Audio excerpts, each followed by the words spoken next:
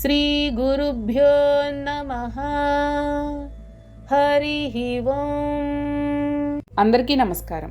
ఓ ధృతరాష్ట్ర మహారాజా, ఈ ప్రకారంగా నేను వాసుదేవుడు పార్థుడు మధ్య జరిగిన అద్భుతమైన రోమాంచితమైన సంభాషణలను విన్నాను. ఒకసారి గుర్తు చేసుకోండి.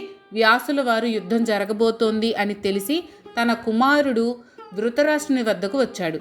యుద్ధం చూడాలని ఉందా అని అడిగాడు. ధృతరాష్ట్రుడు నవ్వి, నేను పుట్టుగుడ్డిని, నా కుమారులనే గుర్తుపట్టలేను, కాబట్టి చూడడం వ్యర్థం అని అన్నాడు. అప్పుడు వ్యాసుడు సంజయునికి అద్భుత శక్తులు ప్రసాదించి యుద్ధభూమికి పోయి అక్కడ జరిగే విశేషాలు అన్నీ స్వయంగా చూసి అవన్నీ వివరంగా ధృతరాష్ట్రునికి చెప్పమన్నాడు. వ్యాసుని ఆదేశాల మేరకు సంజయుడు యుద్ధభూమికి వెళ్ళాడు. యుద్ధభూమిని పరికించాడు. కృష్ణార్జున సంవాదం కూడా విన్నాడు. అతని శరీరం పొలకించిపోయింది. కృష్ణుడు చూపించిన విశ్వరూపం చూసి ఆశ్చర్యపోయాడు. అంతటి మహద్భాగ్యం తనకు కలిగించినందుకు వ్యాసుల వారికి మనసులోనే ప్రణామాలు అర్పించాడు. తర్వాత 10 రోజుల యుద్ధం చూశాడు. భీష్ముల వారు అంపశయ్య మీద పడిపోవడం చూశాడు. వెంటనే ధృతరాష్ట్రుని వద్దకు వచ్చాడు. యుద్ధం మొదలైనప్పటి నుండి 10 రోజుల వరకు జరిగిన విషయాలు అన్నీ చెప్పాడు. ఆ చెప్పడంలో భాగంగానే భగవంతుడైన కృష్ణుడు అర్జునుడికి చెప్పిన గీతను ధృతరాష్ట్రునికి చెప్పాడు. ఈ విధంగా మొట్టమొదట కృష్ణుని ముఖత గీతను అర్జునుడు, ఆయనతో పాటు సంజయుడు ఇద్దరూ విన్నారు. కాకపోతే అర్జునుడు అప్పుడప్పుడు ప్రశ్నలు వేశాడు. సంజయుడు శ్రోతగానే మిగిలిపోయాడు. 3వ శ్రోత ధృతరాష్ట్రుడు. తర్వాత సర్పయాగ సందర్భంగా వైశంపాయనుని ద్వారా మహాభారత శ్రవణంలో భాగంగా జనమేజయుడు మొదలగు వారు విన్నారు. ఆఖరుగా నైమిసారణ్యంలో సత్రయాగ సందర్భంలో సూత పౌరాణికుని ద్వారా సౌనకుడు మొదలగు మహామునులు విన్నారు. ఆ విధంగా గీత ప్రపంచానికి అందుబాటులోకి వచ్చింది. ఇక్కడ 2 విశేషణాలు చెప్పారు వ్యాసుల వారు: అద్భుతం, రోమహర్షణం. కృష్ణుని నోటి వెంట గీతా ప్రవాహాన్ని కంటుంటే వింటుంటే ఒక మహాద్భుతాన్ని చూస్తున్నట్లు వింటున్నట్లు గోచరించింది. కొన్ని సన్నివేశాలలో వెంట్రుకలు నిక్కపొడుచుకున్నాయి అని అన్నాడు సంజయుడు.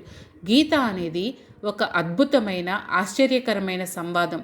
అద్భుతము అంటే భూతకాలంలో, అంటే జరిగిపోయిన కాలంలో ఎప్పుడు జరగనిది, అంటే ఇది వరలో ఎక్కడా కని విని ఎరుగనిది అని అర్థం. అంటే మన ప్రపంచ సాహిత్యంలో ఇటువంటి సంభాషణారూపమైన ఆధ్యాత్మిక జ్ఞానం ఎక్కడా లేదు. ఇది ప్రపంచ సాహిత్యవేత్తలు అందరూ ముక్త కంఠంతో ఒప్పుకున్న సత్యం. అందుకే గీతను ప్రపంచ భాషలు అన్నింటిలోనూ అనువదించారు.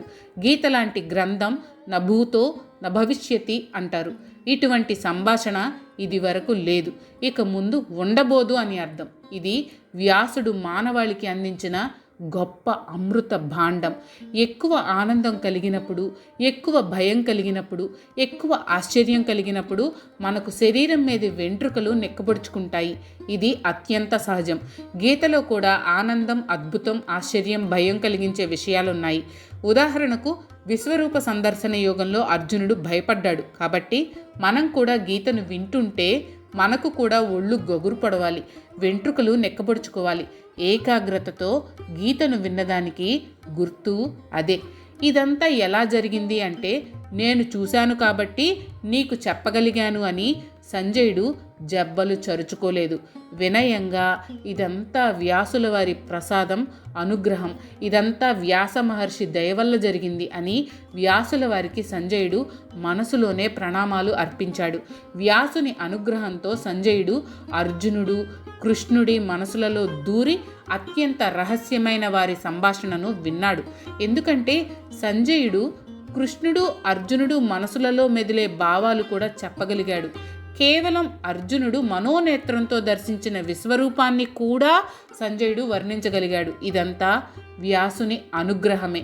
పైగా ఈ యోగ శాస్త్రమును యుద్ధరంగంలో అర్జునుని రథం మీద కృష్ణార్జునుల పక్కనే ఉండి గీత అనే యోగ శాస్త్రమును విన్నాను అని అన్నాడు.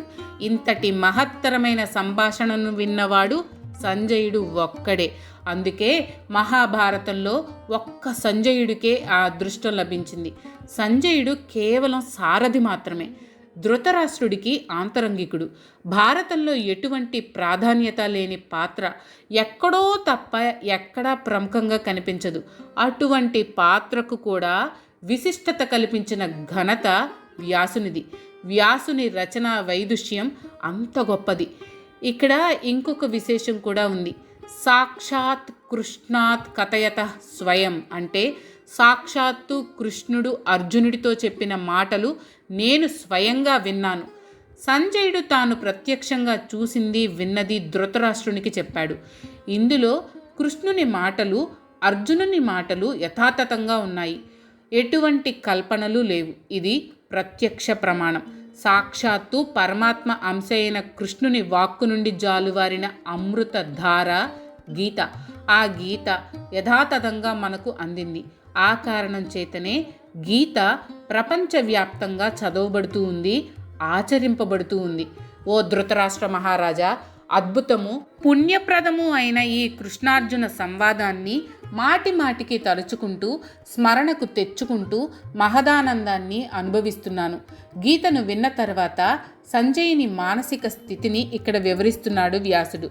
పరమ అద్భుతము, అత్యంత పుణ్యప్రదము, ఇతరులకు లభ్యం కానిది అయిన ఈ కృష్ణార్జున సంవాదాన్ని విన్న సంజయుడు ఆ సంవాదమును మరలా మరలా తలుచుకుంటూ పులకించిపోయాడు. అతని మనసంతా ఆనందంతో నిండిపోయింది. అర్జునుడితో పాటు సంజయునిలో ఉన్న అజ్ఞానం కూడా తొలగిపోయింది.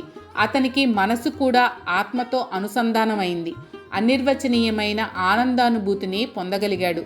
ఏదో విన్నాంలే అని మరిచిపోకుండా మాటిమాటికి తలుచుకుంటూ స్మృతిలోకి తెచ్చుకుంటూ ఆనందిస్తున్నాడు, పొంగిపోతున్నాడు. ఆ ఆనంద పారవస్యంలో తేలిపోతున్నాడు. గీతను విన్న మనకు కూడా అటువంటి అనుభూతి కలగాలి అని వ్యాసుని ఉద్దేశం. ఇక్కడ సంస్మృత్య సంస్మృత్య అంటూ 2 సార్లు చెప్పాడు. అంటే తాను విన్న గీతను మరలా మరలా మననం చేసుకుంటున్నాడు. మనం కూడా గీతను ఒకసారి చదివి విని వదిలేస్తే సరిపోదు. దానిని నిరంతరం మననం చేసుకుంటూ ఉండాలి. ఏ రోజు చదివింది విన్నది ఆ రోజు సాయంత్రం ఒంటరిగా ఏకాంతంగా కూర్చుని పునశ్చరణ చేసుకోవాలి, మననం చేసుకోవాలి. కనీసం ఒక్క శ్లోకమైన ఆచరణలో పెట్టగలగాలి. దానికి నిరంతర స్మరణ మనన ముఖ్యం. మాటి మాటికి స్మరించుకోవాలి, మనసుకు పట్టించుకోవాలి, ఆచరించడానికి ప్రయత్నం చేయాలి. అదే వ్యాసుడు మనకు సంజయుని ద్వారా చేసిన బోధ. ఈ ప్రక్రియ విద్యార్థులకు బాగా ఉపయోగపడుతుంది. క్లాసులో ఏ రోజు చెప్పిన పాఠాలు ఆ రోజు సాయంత్రం చదివి అర్థం చేసుకుంటూ మననం చేసుకుంటే ఫస్ట్ క్లాస్ ఏంటి, డిస్టింక్షనే ఖాయంగా వస్తుంది అనడం ఎలాంటి సందేహం లేదు. దీనికి మనం ఏమీ శ్రమ పడాల్సిన అవసరం లేదు. ఉదయమే నిద్రలేచి కాలకృత్యాలు తీర్చుకుని గీతను చేతపట్టుకుని ఏదో ఒక పేజీ తీసి అందులో ఏదో ఒక శ్లోకాన్ని చదివి అర్థం చేసుకుని ఆ రోజు దానిని మనకు శక్తి ఉంటే ఆచరణలో పెట్టడానికి ప్రయత్నం చేయాలి. దీనికంతా 10 నిమిషాలు పడుతుంది అంతే. 24 గంటలలో 10 నిమిషాలు మనం వెచ్చించగలిగితే జీవితంలో మనశ్శాంతి లభిస్తుంది, సుఖంగా ఉంటుంది అనడంలో సందేహమే లేదు. ఓ ధృతరాష్ట్ర మహారాజా, నేను విన్న కృష్ణార్జున సంవాదంలో అత్యంత ముఖ్యమైనది విశ్వరూప సందర్శనం. అది ఒక అద్భుతమైన అనుభూతి.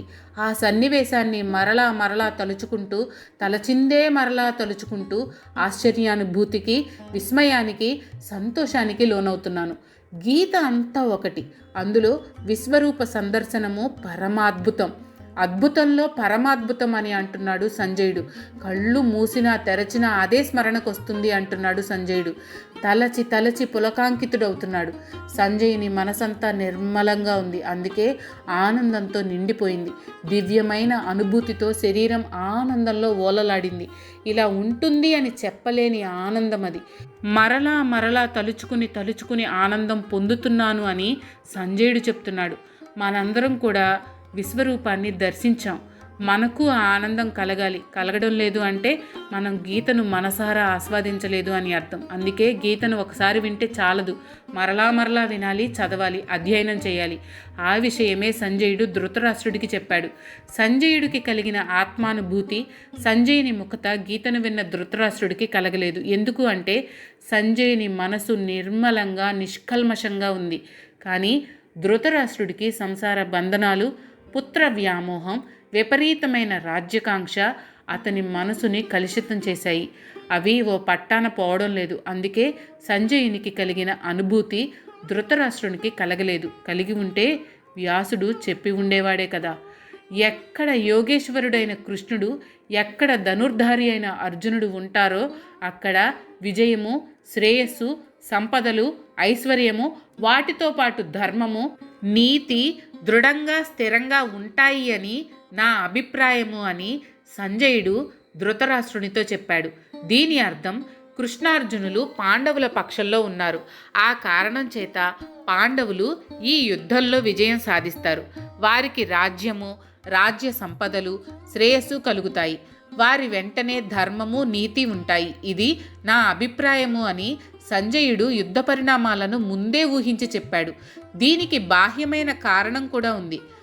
కౌరవ పక్షాన వారికి వెన్నుదన్ను అయిన భీష్ముల వారు 10 రోజుల యుద్ధం చేసి పడిపోయారు. దానితో పాండవులు సగం విజయాన్ని సాధించినట్లే.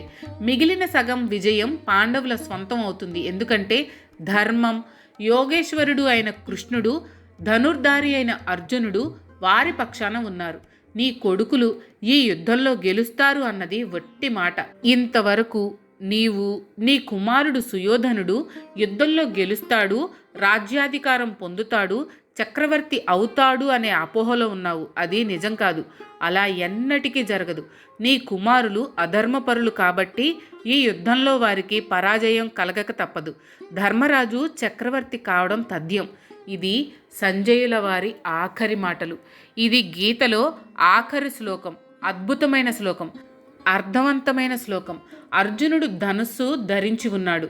కృష్ణుడు యోగేశ్వరుడు, యోగులకు ఈశ్వరుడు, యోగమును అభ్యసించినవాడు, యోగమునే ఆయుధంగా కలవాడు. ధనస్సుతో బయట ఉండే శత్రువులను నాశనం చేయవచ్చు, కానీ యోగముతో అంతఃశత్రువులను చంపవచ్చు. ఆ ఆయుధము కృష్ణుని వద్ద ఉంది. బాహ్య శత్రువులను నాశనం చేసే ఆయుధం ధనస్సు అయితే, అంతఃశత్రువులను చంపే ఆయుధం యోగం. ఈ రెండు ఒక చోట ఉంటే కలిగే ఫలితం తత్ర శ్రీ విజయోభూతి. అక్కడ విజయము, ఐశ్వర్యము, సంపద లభిస్తుంది. అంటే బాహ్య శత్రువులు, అంతఃశత్రువులు నశిస్తే మోక్షము, పరమశాంతి అనే విజయం, ఐశ్వర్యం లభిస్తుంది. కాబట్టి కృష్ణార్జునులు ఉన్న చోట బాహ్య విజయము, అంతర్విజయము తప్పకుండా లభిస్తాయి. అనంత ఐశ్వర్యాలు లభిస్తాయి. పరమ శాంతి, సుఖము లభిస్తాయి. ఇక్కడ ఎత్ర ఎత్ర అని వాడారు. అంటే ఎక్కడైతే అని అర్థం. ఎక్కడ అనే దానికి సమాధానం సగుణారాధన, పూజా మందిరంలో పటం పెట్టుకోవడం, వాటికి భక్తి శ్రద్ధలతో పూజాధికాలు నిర్వర్తించడం. బాహ్యంగా కృష్ణార్జునులను, వారి ప్రతిమలను పూజిస్తుంటే ఆ ప్రదేశంలో పవిత్రత, శాంతి నెలకొంటాయి. వాటితో పాటు ప్రతి మానవుని మనసులో అర్జునుడు, కృష్ణుడు ప్రతిష్ఠింపబడాలి. ఎందుకంటే ఈ లోకంలో ప్రతి వాడికి సంతోషం కావాలి, విజయము కావాలి, శాంతి కావాలి. ఇవన్నీ లభించాలంటే ముందు మనలో ఉన్న దుర్మార్గపు ఆలోచనలు నశించాలి. మనలో ఉన్న అంతఃశత్రువులు కామ, క్రోధ, లోభ, మోహ, మద మాశ్చర్యాలు నశిస్తే కానీ సాధ్యం కాదు. దానికి ఆయుధం కావాలి. లోపల ఉన్న శత్రువులను జయించాలంటే యోగము అనే ఆయుధం కావాలి. దానికి అధిపతి కృష్ణుడు. ఆయన యోగేశ్వరుడు. కృష్ణుడు ఎక్కడుంటే అక్కడ ధర్మం ఉంటుంది. అర్జునుడు ఎక్కడుంటాడో అక్కడ అధర్మం నాశనమవుతుంది. కాబట్టి కృష్ణార్జునులు ఎక్కడ ఉంటే అక్కడ విజయం, ఐశ్వర్యం, సుఖము, శాంతి లభిస్తుంది. కృష్ణుడు జ్ఞానయోగానికి ప్రతీక. అందుకే యోగేశ్వరుడు అని అన్నారు వ్యాసుల వారు. అర్జునుడు కర్మయోగానికి ప్రతీక. అందుకే ధనుర్ధరః అని అన్నారు. ముందు కర్మయోగం ఆచరించి దాని ద్వారా జ్ఞానాన్ని సంపాదించాలి, ఆత్మజ్ఞానం పొందాలి. దీని పరిణామం ధ్రువానీతి. అంటే నీతి ధ్రువంగా వర్ధిల్లుతుంది, పరమశాంతి కలుగుతుంది. కాబట్టి అందరూ కృష్ణార్జునులను పూజాగృహంలోనే కాదు, మనస్సులో కూడా నిలుపుకొని గీతను ప్రతినిత్యము అధ్యయనం చేసి స్మరించుకుంటూ, మననం చేసుకుంటూ ఆచరిస్తే వారికి అనంత ఐశ్వర్యం, పరమశాంతి లభిస్తాయి అని గీతాసారము. దీనితో భగవద్గీత సంపూర్ణము. శ్రీ మహాభారతం మధ్యలో ఆణిముత్యంలా బాసిల్లుతున్న ఉపనిషత్తుల సారమైన బ్రహ్మ విద్య, యోగశాస్త్రము, శ్రీ కృష్ణార్జున సంవాద రూపంలో మనకు వ్యాసుల వారు అందించిన భగవద్గీతలో మోక్ష సన్యాస యోగము అను 18వ అధ్యాయము సంపూర్ణము. ఇంతటితో భగవద్గీత సర్వము సంపూర్ణము. ఓం తత్సత్, ఓం తత్సత్, ఓం తత్సత్. శాంతి మంత్రం. ఓం సర్వేషాం స్వస్తిర్భవతు, సర్వేషాం శాంతిర్భవతు. ఓం సర్వేషాం పూర్ణం భవతు, సర్వేషాం మంగళం భవతు. సర్వే భవంతు సుఖినః, సర్వే సంతు నిరామయాః, సర్వే భద్రాణి పశ్యంతు, మా కశ్చిత్ దుఃఖభాగ్ భవేత్. ఓం అసతోమా సద్గమయ, తమసోమా జ్యోతిర్గమయ, ఓం మృత్యోర్మా అమృతంగమయ. ఓం పూర్ణమదః పూర్ణమిదం పూర్ణాత్ పూర్ణముదచ్యతే, పూర్ణస్య పూర్ణమాదాయ పూర్ణమేవా అవశిష్యతే. ఓం సహనావవతు, సహనౌ భునక్తు, సహ వీర్యం కరవావహై, తేజస్వినావదీతమస్తు మా విద్విషావహై. ఓం శాంతి శాంతి శాంతి. శ్రీకృష్ణ పరమాత్మ అనుగ్రహంతో మనం భగవద్గీతని పూర్తి చేసుకోగలిగాం. ఈ భగవద్గీతని అత్యంత తేలికగా అందరికీ అర్థమయ్యే విధంగా శ్రీ ఎంవి సుబ్రహ్మణ్యం గారు రచించారు. ఆయనకి నా మనఃపూర్వక ప్రణామాలు అర్పించుకుంటున్నాను. హరే కృష్ణ కృష్ణ కృష్ణ హరే హరే, హరే రామ రామ రామ హరే హరే. హరే కృష్ణ కృష్ణ కృష్ణ హరే హరే, హరే రామ రామ రామ హరే హరే. హరే కృష్ణ కృష్ణ కృష్ణ హరే హరే, హరే రామ రామ రామ హరే హరే. ఓం తత్సత్, ఓం తత్సత్, ఓం తత్సత్. జై శ్రీకృష్ణ. మీకు కనుక ఈ వీడియో నచ్చినట్లయితే లైక్ చేయండి. అలాగే మీ ఫ్యామిలీ అండ్ ఫ్రెండ్స్కి షేర్ చేయండి. ఛానల్లో కొత్త నోటిఫికేషన్స్ కోసం సబ్స్క్రైబ్ చేయండి. అలాగే పక్కనే ఉన్న బెల్ ఐకాన్ని ట్యాప్ చేయండి.